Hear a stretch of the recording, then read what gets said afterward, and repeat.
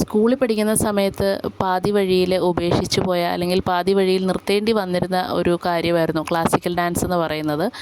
അന്ന് പഠിച്ചുകൊണ്ടിരുന്ന സമയത്ത് അരങ്ങേറ്റം വരെ ആകാറായി ചിലങ്കയൊക്കെ പൂജിച്ച് അത് പിന്നീട് എനിക്ക് അരങ്ങത്തണിയാൻ പറ്റാത്തൊരവസ്ഥ വന്നിട്ടുണ്ടായിരുന്നു. അപ്പോൾ ഇപ്പോഴും ആ ചിലങ്ക വീട്ടിലിരിക്കുമ്പോൾ ഇടയ്ക്ക് എപ്പോഴെങ്കിലുമൊക്കെ കാണുമ്പം ഒരാഗ്രഹം തോന്നാറുണ്ടായിരുന്നു അന്നത് പഠിച്ചിരുന്നെങ്കിലെന്ന്. പിന്നീട് ചില സാഹചര്യങ്ങൾ കൊണ്ട് എനിക്കത് ചെയ്യാൻ പറ്റിയിട്ടുണ്ടായിരുന്നില്ല. അപ്പോൾ ഈ കേക്കിന് എനിക്ക് ഓർഡർ തന്നിട്ടുണ്ടായിരുന്നത് ആതിരയാണ്. ആതിരയുടെ ഒരു ഫ്രണ്ടിൻ്റെ ബർത്ത്ഡേ ആണ്. അവർ ക്ലാസിക്കൽ ഡാൻസറാണ്. ആതിരയും ക്ലാസിക്കൽ ഡാൻസറാണ് കേട്ടോ. അപ്പോൾ എനിക്ക് ഈ ഒരു തീം തന്നപ്പോൾ ഞാൻ ആദ്യം ഒന്ന് ടെൻഷൻ അടിച്ചെന്ന് വെച്ച് കഴിഞ്ഞാൽ എങ്ങനെ ഇത് ചെയ്യും, അത്യാവശ്യം ഫോണ്ടൻ്റ് വർക്കൊക്കെ ഉള്ള ഒരു കേക്കാണ്. എനിക്ക് പൊതുവേ ഫോണ്ടൻറ്റിനോട് വലിയ താല്പര്യം ഇല്ലാത്തൊരു വ്യക്തിയാണ് ഞാൻ. കാരണം എന്താ വെച്ചാൽ നമ്മൾ മണിക്കൂറുകളോളം അതിന് വേണ്ടിയിട്ട് വർക്ക് ചെയ്തിരുന്നതിന് ശേഷം പിന്നീട് കേക്ക് കട്ട് ചെയ്ത് കഴിഞ്ഞ് കഴിയുമ്പോൾ പിന്നെ ഈ ഫോണ്ടൻറ്റ് ആവശ്യമില്ലാത്തൊരു വസ്തുവായിട്ട് മാറും. അപ്പോൾ അതുകൊണ്ട് ഞാനിങ്ങനെ ഓർക്കും, എനിക്ക് ഫോണ്ടൻറ്റിനോട് വലിയ താല്പര്യമില്ല അതുകൊണ്ട് തന്നെ. അപ്പോൾ ആതിര എനിക്ക് ഈ കേക്കിന് ഓർഡർ തന്നപ്പം ഞാൻ പറഞ്ഞു ശരി ആതിര ഞാൻ ചെയ്യാം.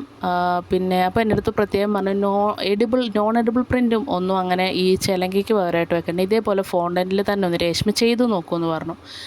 അങ്ങനെ എന്തായാലും ചെയ്ത് നോക്കാമല്ലോ എന്ന് വിചാരിച്ചിട്ട് എടുത്തതാണ് കേട്ടോ.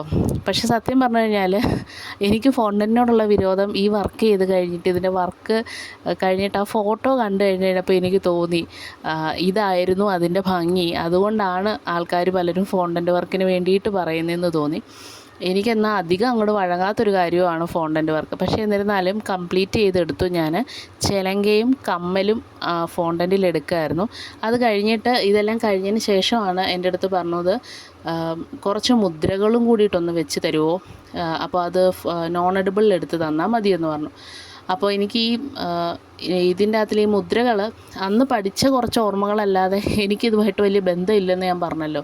അപ്പോൾ ആ പഠിച്ച ഓർമ്മകളൊക്കെ വെച്ചിട്ട് ഏകദേശം മുദ്രകളെല്ലാം അതേപോലെ തന്നെ വെച്ച് സെറ്റ് ചെയ്ത് കൊടുക്കുകയായിരുന്നു ചെയ്തിട്ടുണ്ടായിരുന്നത്. ഇതിൻ്റെ ആ ഒരു സത്യം പറഞ്ഞാൽ അതിൻ്റെ ഒരു നമുക്ക് കണ്ണിന് അതിനൊരു അട്രാക്ഷൻ തോന്നുന്നത് ആ വൈറ്റ് ആൻഡ് റെഡ് കോമ്പിനേഷൻ വരുന്നതാണ് എന്നാണ് എനിക്ക് പേഴ്സണലി ഫീൽ ചെയ്തത്. നിങ്ങൾക്കും അത് കണ്ടിട്ട് അങ്ങനെയാണോ തോന്നുന്നത് എന്നൊന്ന് പറയണേ. അപ്പോൾ കേക്കിൻ്റെ ഫൈനൽ ലുക്ക് എന്ന് പറയുന്നത് ഇതായിരുന്നു. നെയിമും ഒക്കെ വെച്ച് സെറ്റ് ചെയ്ത് ഈ ഒരു ലുക്കിലായിരുന്നു ഔട്ട്ലുക്ക് വന്നിട്ടുണ്ടായിരുന്നത്. അപ്പോൾ നിങ്ങളുടെ അഭിപ്രായങ്ങൾ എന്താണെന്ന് വെച്ച് കഴിഞ്ഞാൽ താഴെ പറയാം കേട്ടോ. Thank you.